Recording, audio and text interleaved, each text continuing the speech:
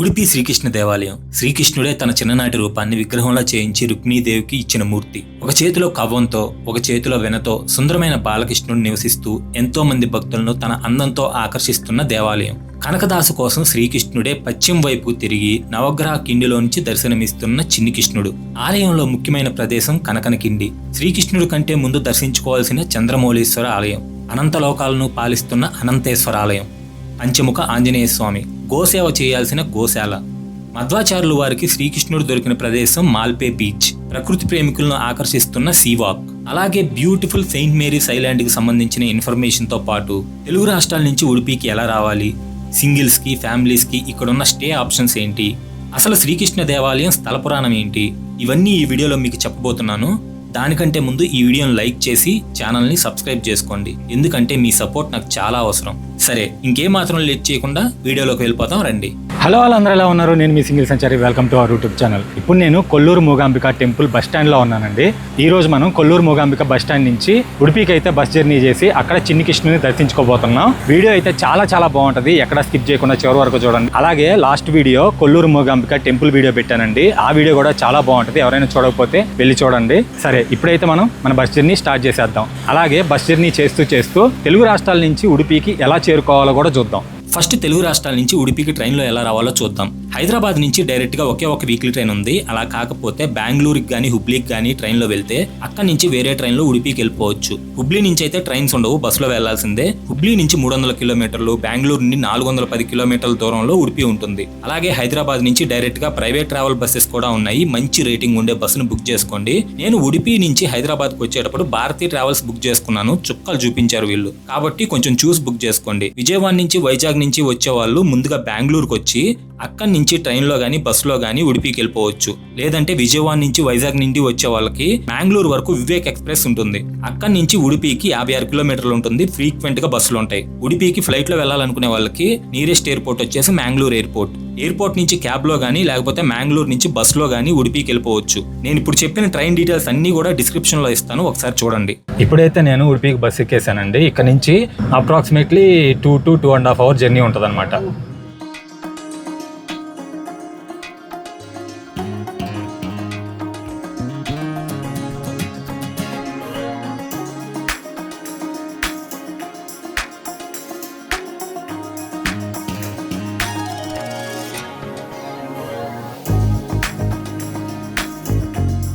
Finally 2 గంటల 15 నిమిషాల journey తర్వాత నేనైతే ఉడిపి బస్ స్టాండ్కి రీచ్ అయ్యానండి. కొల్లూరు నుంచి ఉడిపికి వచ్చేసి 125 రూపాయలు బస్ టికెట్ అయితే ఛార్జ్ చేశారు. మధ్వాచార్యుల వారు గోపీచంద్రం ముద్ద నుంచి శ్రీకృష్ణుడిని బయటికి తీసిన నేల.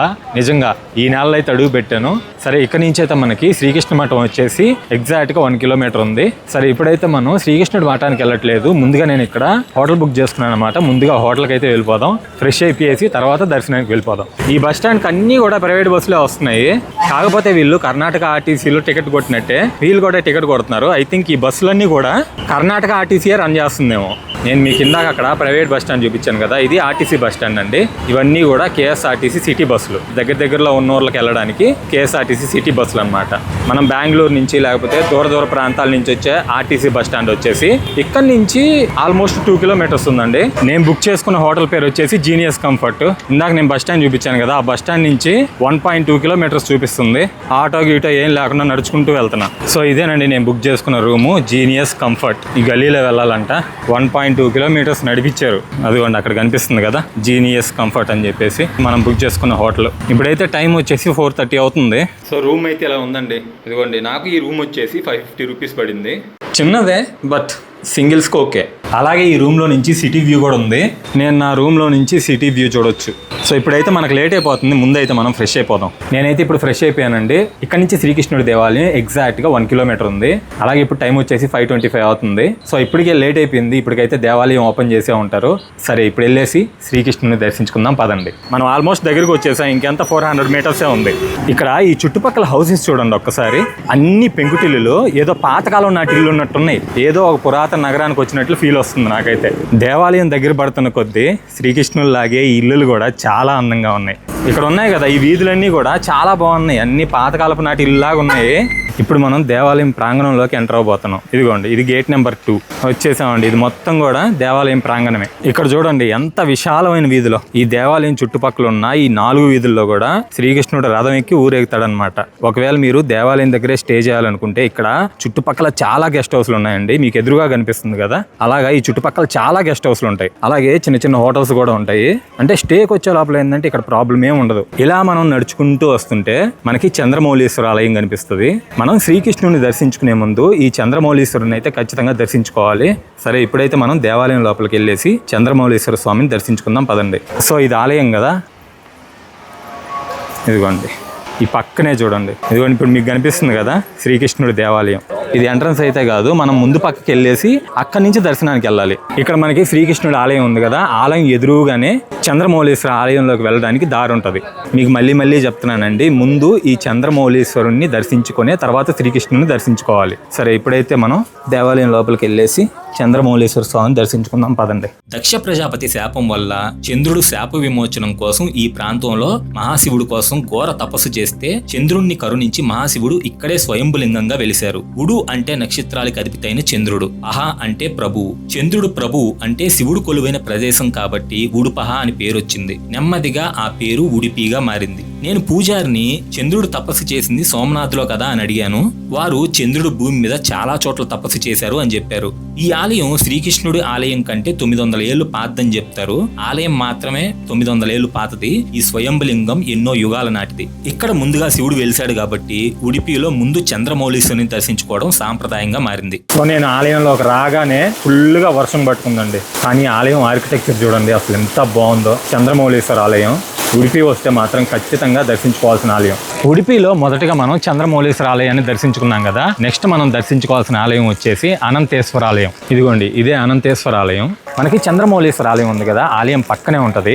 ఇప్పుడైతే మనం అనంతేశ్వర ఆలయాన్ని దర్శించుకుందాం పదండి. అనంతేశ్వర స్వామి అంటే శివుడు అనంత పద్మనాభ స్వామి ఇద్దరు ఒకే పీఠంగా కొలువైన దేవాలయం. పరశురాముడు తాను తపస్సు చేసుకోవడానికి తన గొడ్డలిని సముద్రంలో విసరగా పుట్టిన ప్రాంతాలు కేరళ, కర్ణాటక తీర ప్రాంతాలు. అప్పుడు పరశురాముడు స్థాపించిన శివకేశవులు కలిసిన పానవట్టమే ఇప్పుడు మనం దర్శించుకుంటున్న అనంతేశ్వర స్వామి ఆలయం. ఈ ఆలయంలోనే మధ్వాచార్యుల వారు ఒక జ్యోతి రూపంలో ఉంటారని చెప్పేసి ఇక్కడ పూజారులు చెప్పారు. అలాగే ఇక్కడ బోర్డు కనిపిస్తుంది కదా, ఈ బోర్డు మీద రాసింది చూడండి. అలాగే ఈ ఆలయం అయితే మాత్రం చాలా బాగుంది. ఇతర పరివార దేవతల ఉపాలయాలు ఉన్నాయి, మీరు వచ్చినప్పుడు ఖచ్చితంగా దర్శించుకోండి.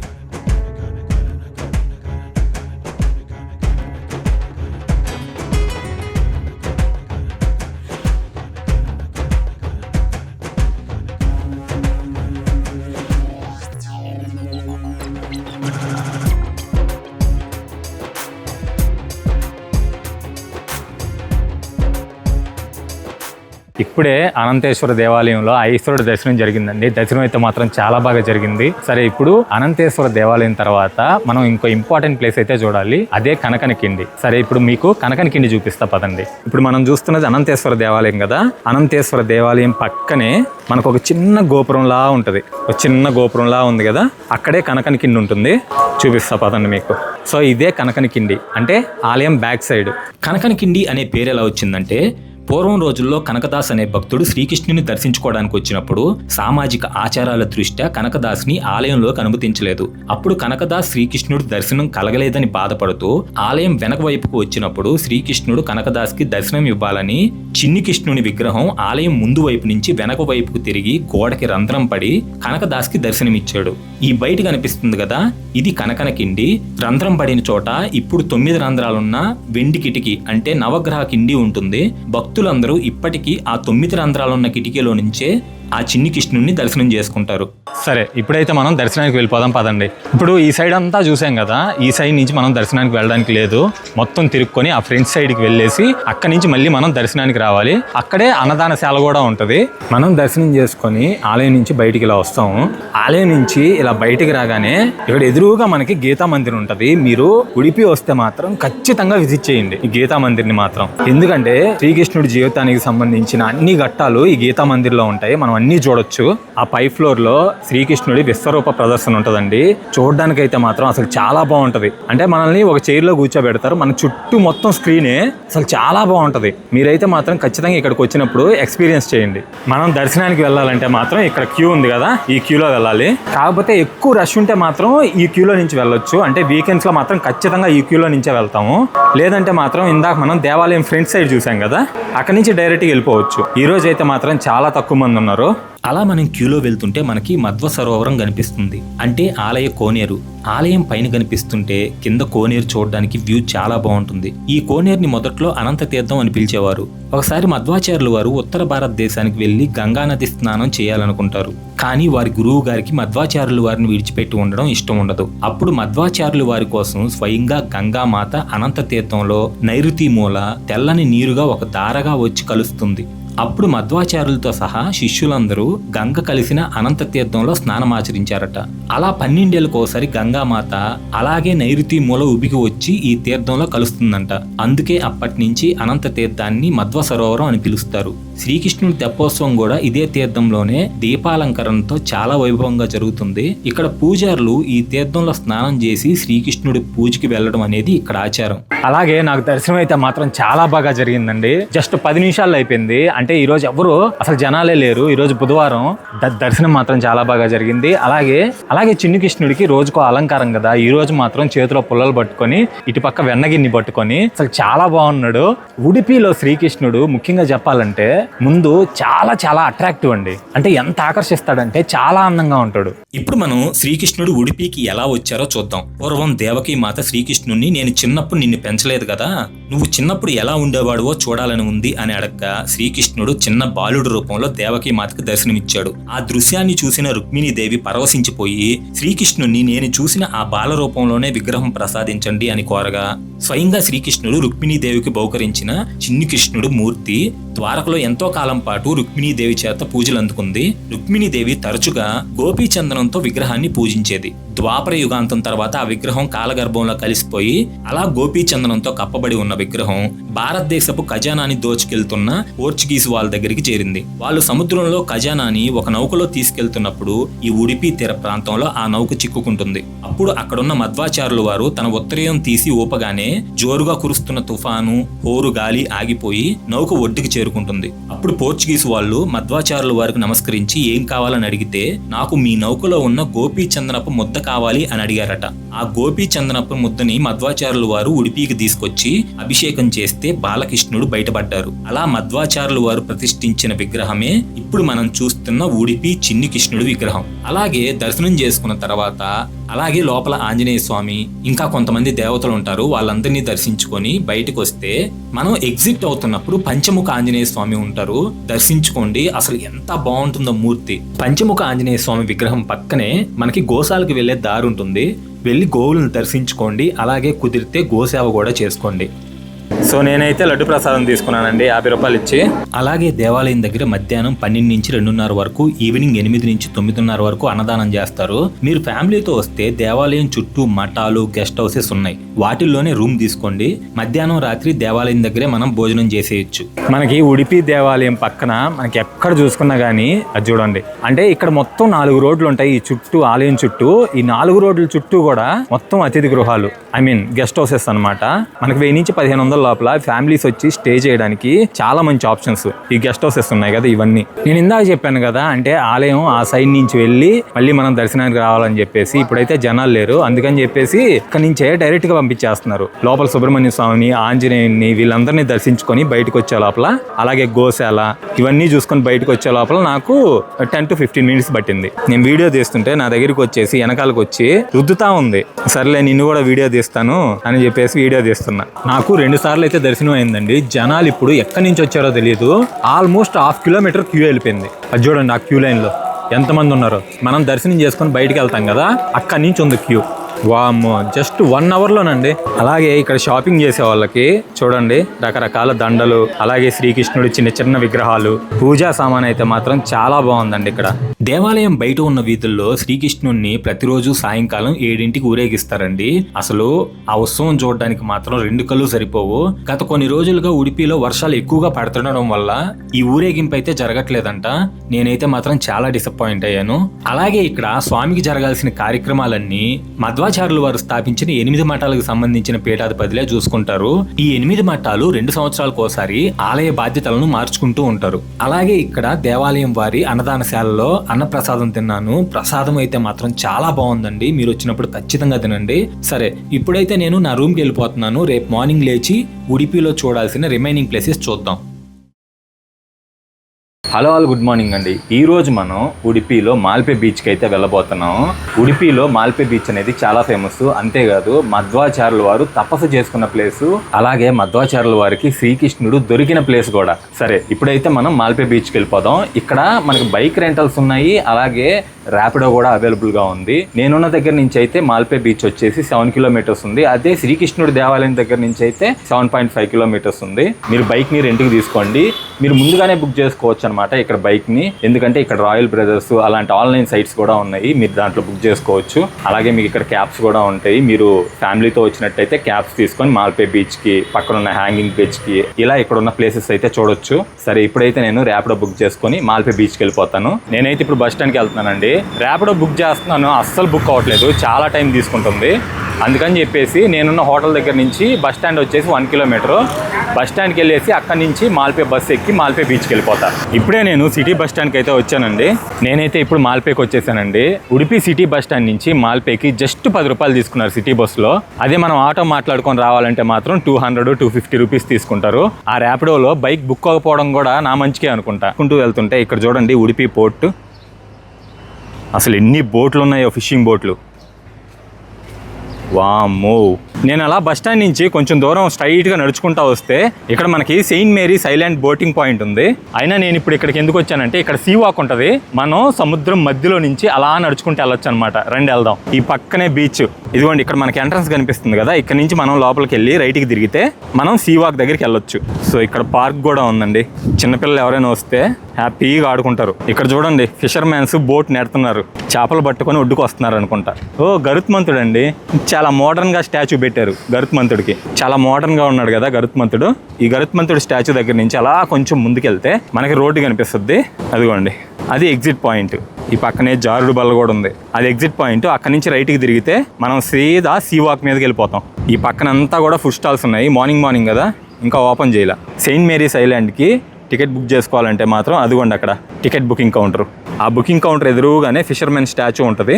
ఈ పక్కనే పాత్ ఉంది కదా, ఇదే సీ వాక్ పాత్వే. ఇదేనండి సీ వాక్. సరే, ఇప్పుడు మనం సీ మధ్యలో నుంచి నడుచుకుంటూ వెళ్దాం పదండి. చూడండి, ఈ పక్క వచ్చేసి అరేబియా సముద్రం, ఈ పక్క వచ్చేసి పాపనాశిని రివర్. అలాగే ఈ రివర్నే ఉదయవార రివర్ అని కూడా అంటారండి. అసలు ఎన్ని పేర్లు ఈ రివర్కి. లెఫ్ట్ సైడ్లో నది, రైట్ సైడ్లో సముద్రం. చాలా బాగుందండి ఈ వాక్ మాత్రం. ఈ మాల్పే బీచ్కి రావడానికి ఎక్కువ డబ్బులు అయితే పెట్టేయొద్దండి. చాలా తక్కువ ఖర్చుతోనే మనం చూడొచ్చు. మనం ఉడిపి బస్ స్టాండ్కి వెళ్ళి అక్కడి నుంచి బస్ ఎక్కేస్తే చాలా ఈజీగా వచ్చేయచ్చు ఇక్కడికి. అలాగే ఈ నదిని స్వర్ణ రివర్ బ్యాక్ వాటర్స్ అని కూడా అంటారు. చూడండి, మనం ఆ లాస్ట్కి వెళ్ళాం అనుకోండి, ఈ నది వచ్చేసి అరేబియా సముద్రంలో కలుస్తుంది. మనం ఆ పాయింట్ దగ్గరికి వెళ్ళొచ్చు. ఇక్కడ చాలా మంది చేపలు పట్టుకుంటున్నారండి. నదిలో చేపలు పట్టుకునే వాళ్ళు నదిలో చేపలు పట్టుకుంటున్నారు, సముద్రంలో చేపలు పట్టుకునే వాళ్ళు సముద్రంలో చేపలు పట్టుకుంటున్నారు. అలాగే ఇక్కడ సముద్రంలో చేపలు పట్టుకొని ఇంటికి వెళ్తున్న ఫిషర్మెన్స్ ఇంకా ఉంది. మనం నడుచుకుంటూ వెళ్తే ఇంకా ఉంది లోపలికి. Entering the sea and rock is strictly prohibited. ఇక్కడ నుంచి దిగేసి ఫోటోల కోసం అని, వీడియోల కోసం అని చెప్పేసి దిగేసి అవతలకి వెళ్ళకూడదు. స్వర్ణ నది ఇక్కడ అరేబియా సముద్రంలో కలవడం, స్వర్ణ నది సంగమ స్థానం. ఇప్పటిదాకా మనం సీ వాక్ చూసాం కదా, ఇప్పుడు మనం మాల్పే బీచ్కి అయితే వెళ్ళబోతున్నాం. ఇది కూడా మాల్పే బీచ్ సీ వాకే, కాకపోతే మాల్పే బీచ్ వచ్చేసి ఇక్కడ నుంచి కొంచెం ముందుకుంటుంది అనమాట. సరే, ఇప్పుడైతే మనం మాల్పే బీచ్కి వెళ్ళిపోదాం పదండి.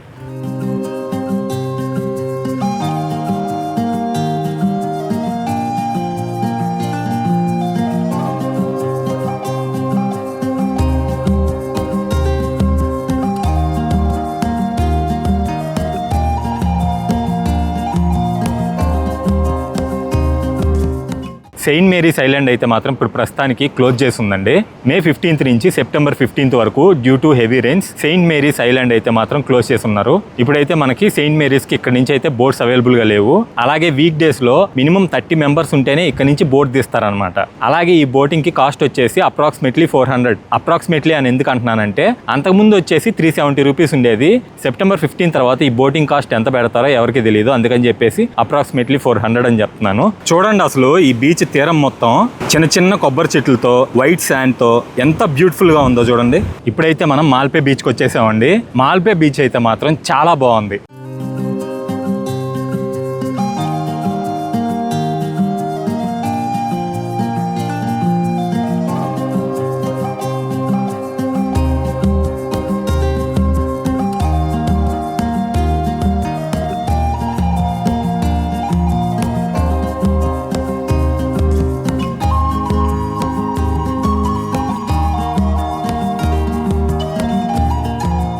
చూడండి మొత్తం వైట్ శాండ్, అక్కడ మధ్యలో నిలబడడానికి హట్స్ ఉన్నాయి. సరే ఇప్పుడు మనం ఇంకొంచెం దగ్గరగా వెళ్ళి మాల్పే బీచ్ని చూద్దాం పదండి. అలాగే మధ్వాచార్యులు వారు విదేశీ నౌక ఇక్కడ తుఫాన్లో ఇరుక్కుపోయినప్పుడు మధ్వాచార్యులు వారి ఉత్తరీయం దేశీ ఊపగానే తుఫాన్ ఆగిపోయింది. అప్పుడు ఆ విదేశీయులు వచ్చేసి స్వామి మీకేం కావాలి అని అడిగితే ఆ నౌకలో ఉన్న గోపీచంద్రప్ప ముద్దను అడిగారు. ఆ గోపీచంద్రప్ప ముద్దని ఈ బీచ్ దగ్గర నుంచి ఉడిపికి తీసుకెళ్లి అభిషేకం చేస్తే ఇప్పుడు మనం చూస్తున్న శ్రీకృష్ణుడు బయటకు వచ్చాడు. ఇప్పుడు మనకి దర్శనం ఇస్తున్నాడు.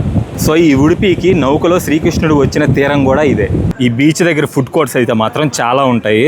మీకు ఇంట్రెస్ట్ ఉంటే మాత్రం ఇక్కడ సీ ఫుడ్స్ ట్రై చేయొచ్చు. చూడండి చాలా హోటల్స్ ఉన్నాయి సీ ఫుడ్స్ కి. అలాగే ఉడిపిలో తిమ్మప్ప ఫిష్ హోటల్ అనేది చాలా ఫేమస్ అండి. మీకు సీ ఫుడ్ ఇంట్రెస్ట్ ఉంటే మాత్రం వెళ్ళి ఖచ్చితంగా ట్రై చేయండి. చాలా బాగుంటుంది సీ ఫుడ్ మాత్రం. ఎవరైనా ఉడిపికి వచ్చి తక్కువ ఖర్చులో డార్మెటరీలో స్టే చేయాలి అనుకుంటే KSRTC లోకల్ బస్ స్టాండ్ దగ్గర మీకు డార్మెటరీ బెడ్ వచ్చేసి 300లో వచ్చేస్తుంది. ఐ హోప్ ఈ వీడియో మీ అందరికీ నచ్చిందని అనుకుంటున్నాను. ఈ వీడియో మీ అందరికీ నచ్చినట్లయితే ప్లీజ్ లైక్ చేయండి, మీ ఫ్యామిలీకి ఫ్రెండ్స్కి షేర్ చేయండి. అలాగే మన ఛానల్ని ఖచ్చితంగా సబ్స్క్రైబ్ చేసుకోండి. వేరే ఇంట్రెస్టింగ్ వీడియోతో మళ్ళీ కలుస్తాను.